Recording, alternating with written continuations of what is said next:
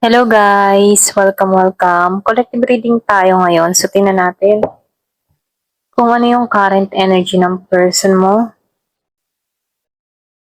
Para to sa mga no contact situation, nakikibalita sa kanilang mga person.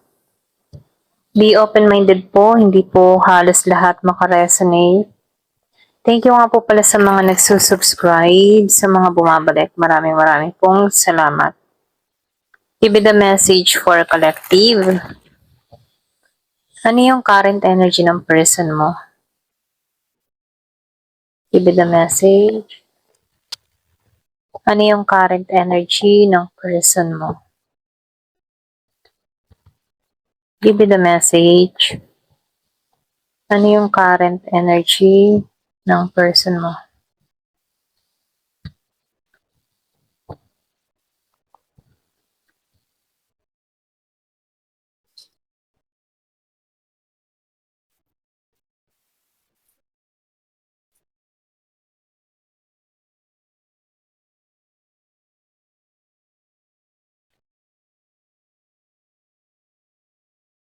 So, lumalabas dito, no, meron ako nakikita dito na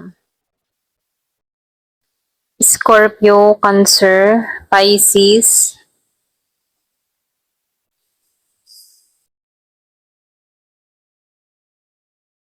Meron Gemini, Aquarius, and Libra. Meron din dito Aries, Leo, Sagittarius.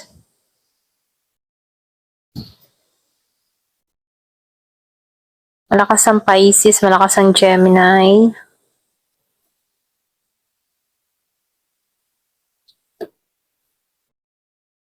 Meron din Virgo, Capricorn, Taurus.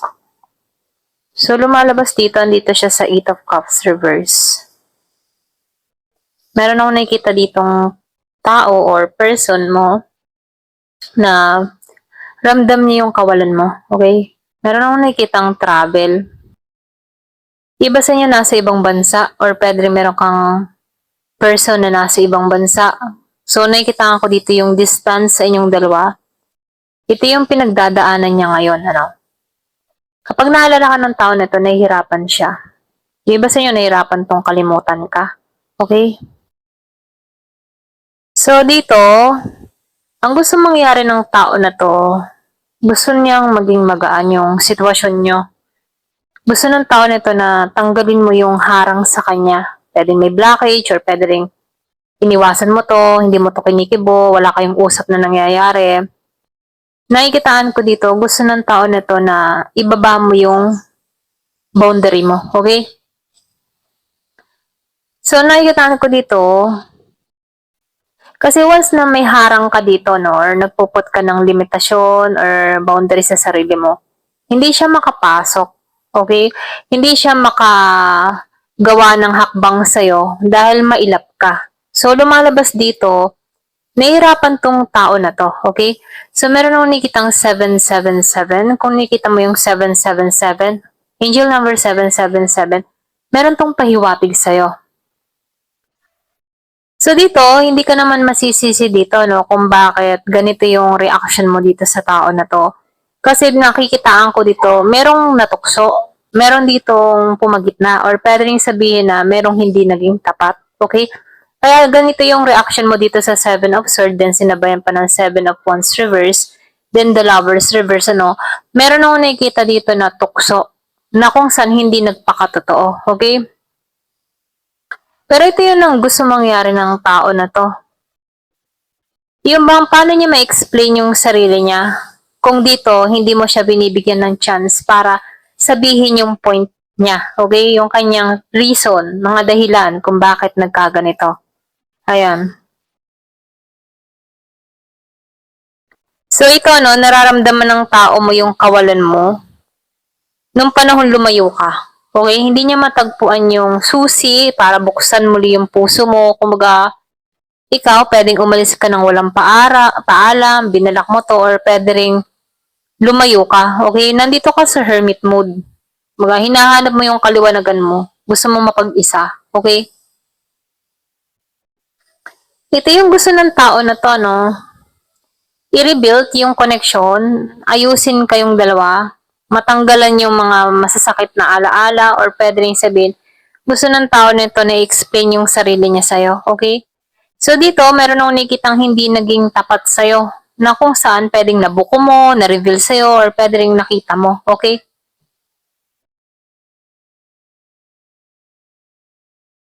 So nakikitaan ko dito, no, namimiss ng tao nito yung light mo. Namimiss ng tao nito kung gaano ka, yung bang tipo na, yung iba sa inyo, madasalin ka, mabait ka, faithful ka.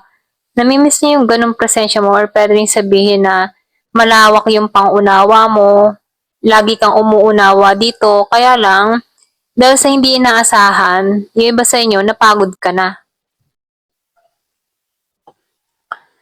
So dito, ano, wala siyang lakas. Wala siyang choices, wala siyang mapagpilian, wala naman siyang magawa dito. Napakabagal pa ng sitwasyon. So nakikita ko dito, itong person mo, nahihirapan siyang palayain ka. Ganon. Mabigat sa kalooban niya yung nangyari. Kung sa'yo, mabigat din dito sa tao na to. Pwedeng nadala lang ng tukso tong tao mo, okay? Pwedeng init ng katawan or pwedeng sabihin fling-fling lang, pero ikaw yung naiiba, okay? So dito, yung iba sa inyo, wala pa kayong komunikasyon ng tao nito, napakabagal. Or pwede rin sabihin na itong tao nito, sobrang bagal niya bago maka-recover, bago maka-moving on dito. Kaya dito, no, ayaw ko nitong pakawalan. Ayan. So, lumalabas dito, kaya ka hindi kayang pakawalan ng tao na to dahil faithful ka, madasalin ka, relihiyosa ka. Yun yung hinahanap niya sa isang tao, kaya lang natukso siya dito. Okay? Alam mo yung tipo na ganun. Gusto ka ng tao na to dahil sa pagiging mo rin. Meron siyang nakikita sa'yo na something na kakaiba na hindi niya natatagpuan sa iba. Yung iba sa inyo nahihiwagaan tong tao na to sa'yo or pwede rin sabihin, napaka-misteryoso mo, misteryosa. Okay, at nasasaktan tong tao na to. Nasasaktan siya dahil ramdam ng tao na to na okay ka na, stable ka na, naka-recover ka na. Masakit para sa kanya to. Napakawalan ka dito. Ayan, ito lang nakikita ko. Kumbaga, sa lahat ng mga nakarelasyon niya, ikaw yung pinanghihinayangan niya. Ikaw yung pinakamalaking regret na nagawa niya ng pagkakamali. Ganun, okay? Meron siyang pinanghihinayangan na hindi niya matagpuan sa iba. Kumbaga, ikaw yung the best para sa kanya. Ganon. Kaya lang sa hindi inaasahan dito, nakikitaan ko dito, no? Nasasaktan siya dito. Ayan. So, tingnan pa natin dito. Nanghihinayang, malaki yung paghihinayang niya. Yung iba sa inyo, marami pa rin hindi nakaka-recover sa'yo yung na person or pwede rin sabihin na hirap kang kalimutan, ganon. Nahihirapan silang kalimutan ka. Iba yung presensya mo.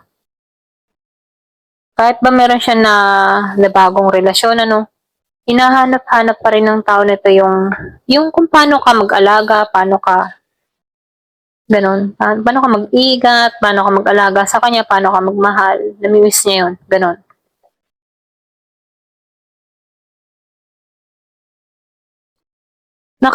Itong taong ito, no, nakahanap siya ng balanse sa'yo. Feeling niya ikaw yung soulmate niya. Yung bang tipong yin and yang. Doon niya natagpuan yung ganong balanse. So, nakikitaan ko dito, no, ikaw yung pinaka-deserve para sa kanya at ganun yung tingin niya, ha. Deserve ka para sa akin. Okay? So, andito siya ngayon sa shadow work. Meron siyang inaayos sa sarili niya. Pwedeng inaayos niya lahat ng mga pagkakamali. Or pwede rin sabihin, nagmamature na tong tao na to. Tinatanggalan niya na yung mga masasamang habit, ganyan. So, stress. Gusto niya humingi ng tawad. Kasi dito, no, ang dami niyang nagawang pagkakamali. Natukso kasi siya dito. Kaya itong tao na to, gusto niyang humingi ng tawad sa'yo. Stress na to, kailangan niyang ayusin yung sarili niya dito, no? Bago lumapit sa'yo. Ito na yung nakikita ko. So, kailangan itong mag-shadow work. Tanggalin yung kanyang mga masasamang habit, bisyo, ganyan. Gusto ng tao na ito ng kapatawaran.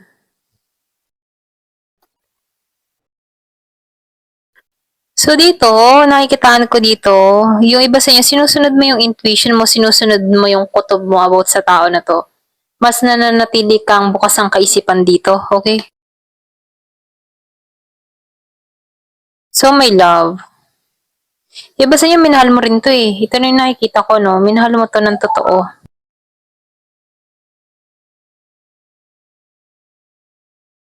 Nakaranas ka din dito, no? Yung matipa na, alam mo rin sa sarili mo na mahal ka ng tao na to, kaya may self-confident ka dito. Okay, andun yung self-confident mo, or pwede rin sabihin itong tao na to, no? Kahit na-stress siya dito, ramdam niya. May self-confidence siya na ramdam niya na mahal mo pa rin siya. Okay? So, nakikita ko dito, meron ditong umapaw. Nakikita ko dito, no? Yung iba sa inyo, the more na ikaw ay nagiging mailap sa tao na to, mas lalong umaapaw yung pagmamahal ng tao na to sa'yo at natatagpuan niya dito na mahal ka niya rito. Okay? So dito, nakikitaan ko dito, may gratitude eh. Pinagpapasalamat din ng tao na to na nakilala ka niya. Okay? Kaya lang let go mo na to eh. Or pwede rin sabihin na meron nag-let go. Merong hindi makatulog oh. Nag-aalala. Iba sa inyo, ni-let go mo na to, hindi na to makatulog, nag-aalala na to. Pwedeng wala ka na talagang paramdam, hindi ka na kumikilos sa tao na to, kaya masyado to nag-aalala sa mga nangyayari sa inyong dalawa. Okay, worry siya dito. Ayan, sobra siyang nababahala. May pag-asa pa ba? Bakit bigla kang nawala? Ganon. Marami siyang mga katanungan dito. Na siya lang din yung makakasagot dito, no? Kaya dito, gusto niyang humingi ng tawad. Kailangan niya munang ayusin yung sarili niya, no? Bago tanggapin mo to, okay? So, pinagpapasalamat ng tao na to na nakilala ka. Kung hindi dahil sa'yo, hindi siya magtitino dito, okay? Hindi niya makikita yung mga pagkakamali niya. Ayan.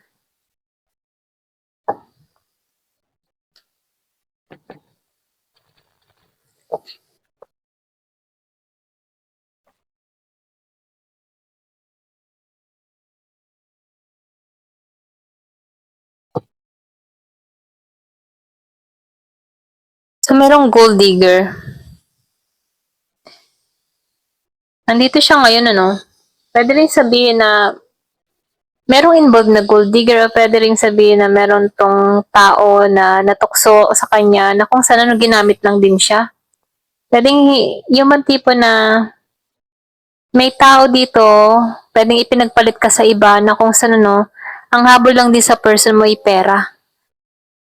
At pwede rin sabihin na pag-isipan ka din ng tao na to na ganito ka, pero meron kang napatunayan dito sa tao na to, okay? So, merong involved na gold digger. Pwede rin ganun ang mga tingin niya sa taong nakakarelasyon niya. Kaya lang, meron siyang natuklasan about sa'yo. Nakakaiba ka, okay? Hindi ka pala ganun. So, merong patient dito. So, nakikitaan ko dito, no? Yung iba sa inyo, naging ka na lang patient para sa sarili mo or pwede rin sabihin na naghihintay lang to ng oras, timing, ano? Ito lang nakikita ko. Diba? Naghihintay lang to ng oras, timing, patient, may i-confess to sa'yo. Meron tong gustong sabihin sa'yo. Meron tong gustong ipagtapat sa'yo. So, mahilig din to sa sugal. Pwede ito yung gusto niya ipagtapat, ano? Or pwede rin sabihin na meron tong, yung matipong nababahala din tong tao na to kasi hindi maganda yung finance niya ngayon. Ito yung gusto niya sabihin sa'yo. Okay? Kasi dito, no, merong gold digger or pwede rin sabihin meron kang kadiling na gold digger pero lang habol sa'yo. Ayan. So, merong honeymoon dito. Yung iba sa inyo, aaten ka ng kasal. Okay, meron kang makikilala dito. Fire sign, Aries, Leo, Sagittarius. So, nakikita ko dito may someone else. Dun sa iba, ha? Yung iba sa inyo, meron ka ditong kadiling na meron ding iba or meron kausap na iba. Yung iba sa inyo, ginamit ka nito or kumbaga kung merong may makukuha sa'yo or mahuhutot sa'yo, no? Nananatili lang to, ayaw kang pakawalan dahil dito, okay? Dahil meron siyang makukuha sa'yo. So, nakikita ko dito yung komunikasyon or pwede rin sabihin papasok dito ang komunikasyon. Meron ditong gustong ibalik yung issue sa inyong dalawa. Pag-usapan mo yan, no? Parang gustong buhayin kung ano yung mga nangyari sa inyong dalawa, okay?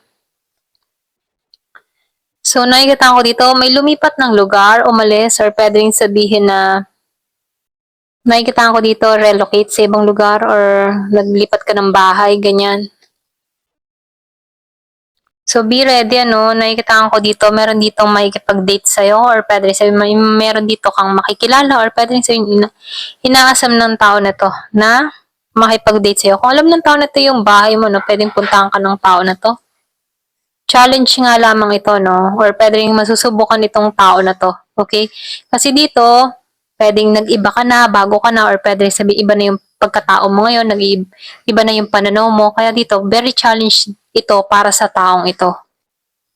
Sinungalin. Kumaga itong tao nito gagawa ng kasinungalingan para makuha ka muli or para magtiwala ka muli, ano? Kumaga para sa kanya, easy-easy lang yung pagsisinungaling, normal lamang yun, ganyan. Narcissist. So, ito, no? Very narcissist. So, ingat ka na lamang, ano? Ito lang yung nakikita ko. Kumbaga, itong tao na ito, pwedeng magaling tong gumawa ng, alam mo yun, pwede tong gumawa ng kwento about sa'yo para may makuha lang sa'yo. Kasi, yung iba sa inyo, meron kang kadiling na gold digger, liar, meron tong addiction, pwedeng mahilig to magsugal, or meron tong iba pang ikinaadikan na kung saan ikaw yung source of money na pwede niyang pagkuhaan, okay? So, kaya nito magsinungaling para makuha lang yung interest niya sa'yo, okay? So, dito, lumalabas na narcissist tong tao na to. Kaya lang dito, no, yung iba sa inyo, mas pinili mong lumayo para iwasan to, okay? So, sinasabihan ka dito, patient lamang kasi lahat ng mga nagtsatsaga ay may magandang gantimpala. So, nakikita ko dito, merong magandang mangyayari pa rin sa'yo, okay? So, nakikita ko dito, sundin mo yung intuition mo, sundin mo yung kutob mo sa mga gagawin mong hakbang, plano, ganyan. Kasi nakikita ko dito, magtatagumpay ka, kaya lang may challenge, okay? Challenge kung paano mo to kakaharapin tong sinungaling tao na to, ayan. Kaya sinasabihan ka dito, sundin mo yung intuition mo about sa tao na to kung lalapit to sa'yo. Ayan. Thank you for watching. Love and peace.